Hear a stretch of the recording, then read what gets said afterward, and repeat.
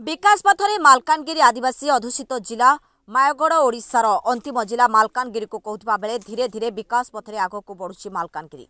दिन थिला मालकानगिरी ना शुणिले देहरु लोम टांकुरी उठिथिला किंतु आज आउ भय नाही। मालकानगिरी जिले में विमान बंदर उद्घाटन होईछि माननीय मुख्यमंत्री कर कमल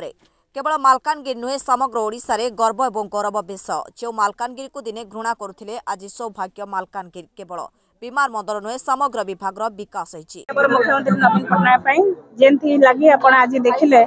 जे मालकानगिरी जिला जो जिला दिने स्वाभिमान अंचल थिला जो जिले में विच्छिन्नांचल को लोक जावाक डरुथिले जो जिले में आज गमनागमन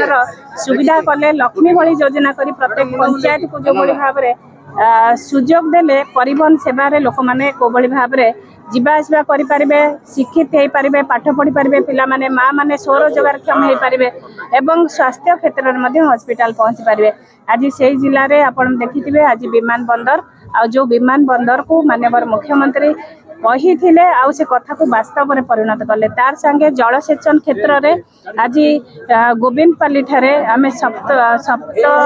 सप्तधारा जो इंटीग्रेटेड प्रोजेक्ट करा जाउची प्राय 36,000 हेक्टर चाष जमी को जल जोगैबा लक्ष्य रखी जहाँ वरदान ए जिला लगी तेणु मु आशा विश्वास रखुची जो जिला केबे दूरता थिला विच्छिन्नांचल थिला जोगाजोग दूर थिला आज से जिला समृद्ध सशक्त आज से भाव में काम करिसंती साधारण लोक उपकृत हेबे निश्चित भाव में माननीय मुख्यमंत्री नवीन पट्टनायक हाथ मुठा को टाण करेंगे। विमान सेवा बहुत जल्दी चलो जोटा आज माननीय मुख्यमंत्री उपस्थित होती आ बहुत जल्दी आपण माने अपेक्षा करने आवश्यक नहीं आपण देखी ए प्रत्येक डेवलपमेंट माननीय मुख्यमंत्री निश्चित भाव में बहुत जल्दी लोक विमान सेवा जोगाई। माननीय मुख्यमंत्री नवीन पट्टनायक महोदय मालकानगिरी जिले में आसी बहु प्रतीक्षित मालकानगिरी एयरपोर्ट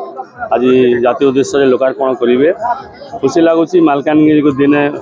उपात और अपहंस इलाका भाव में परिगणित होता बर्तमान माननीय मुख्यमंत्री उड़ाजाहाज पड़ियार आज जो उद्घाटन हवा फल यही अंचल जो भुवनेश्वर एवं विशाखापाटना सहित हैदराबाद रायपुर पर्यंत सीधा सड़क जोगाजोग हो पार भित्तिभूमि विकास सहित शिल्प क्षेत्र में एवं व्यावसायिक क्षेत्र में पर्यटन क्षेत्र में एक आगुआ जिला भाव में परिगणित हो पार एणु माननीय मुख्यमंत्री को मालकानगिरी जिलावासी तरफ कृतज्ञता एवं अभिनंदन ज्ञापन कमर्शियल उड़ान तार जहाँ गवर्नमेंट जहाँ नियम रही डीजीसीए परमिशन अन्य लाइसेंस जहाँ आवश्यकता रही से गुटेक हलापर